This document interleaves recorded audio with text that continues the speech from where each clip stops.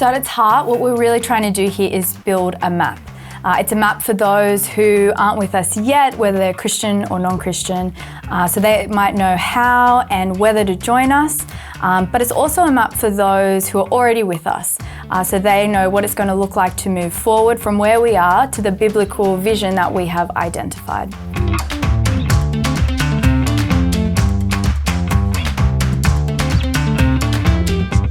Well, it's been a while. It has been quite a while. Since we've sat here and done this, we did 10 episodes previously of the Planning Australia podcast, which you can find at genevapush.com/Planning Australia.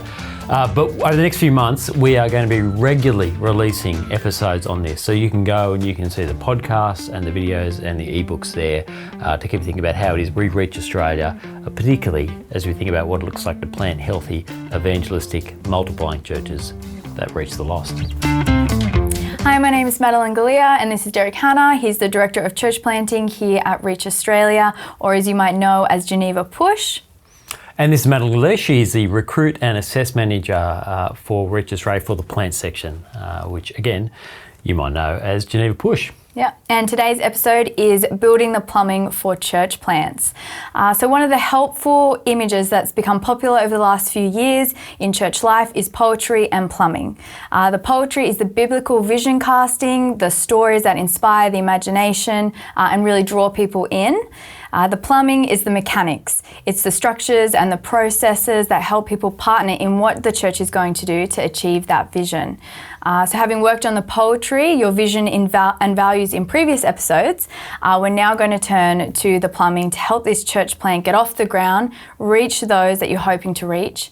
Structures aren't separate to your vision and values, but structures should actualize your vision and values.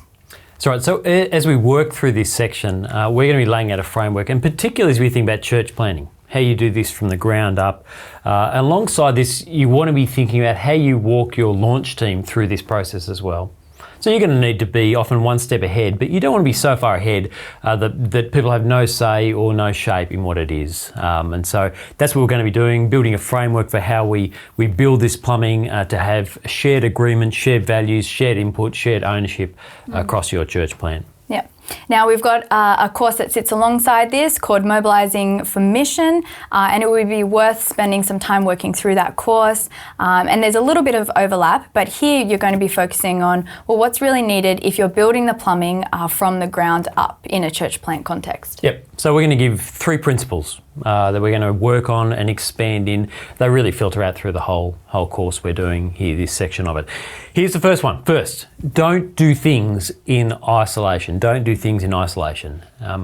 You don't have to create a new structure or program for every single outcome that you have. Every single outcome you might have identified or you want to achieve, you don't have to have a separate structure for it.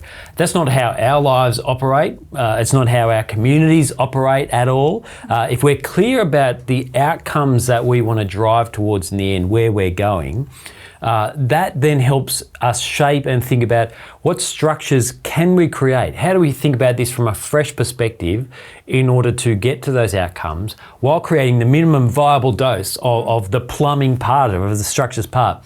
You don't need to create an individual structure for each outcome. In a church plant or any church for that matter at all, you rarely have the resource to do that anyway. You just can't do it. And even if you could, you wouldn't do it, because you don't want things living in silos.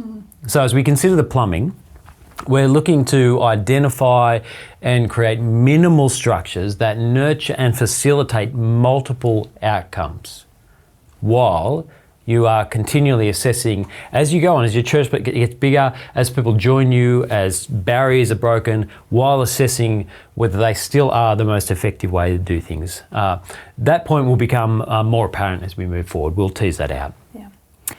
The second principle is that you have limited resources.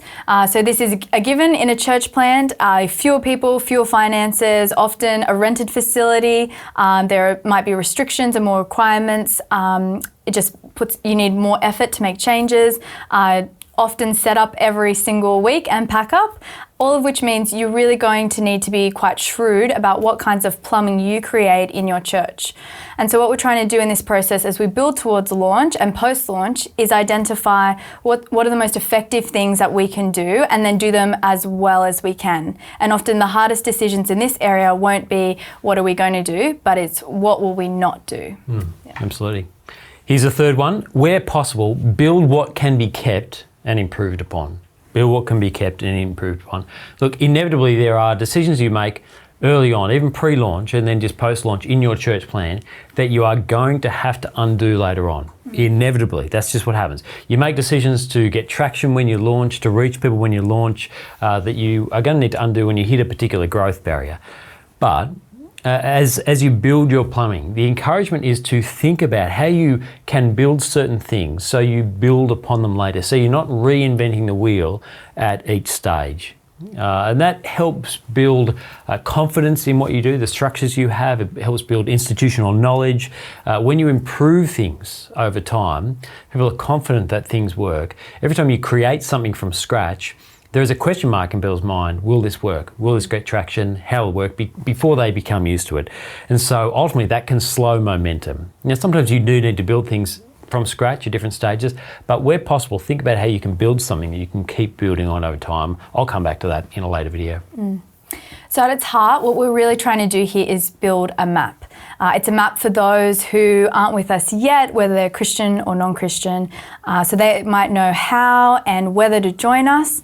But it's also a map for those who are already with us, so they know what it's going to look like to move forward from where we are to the biblical vision that we have identified.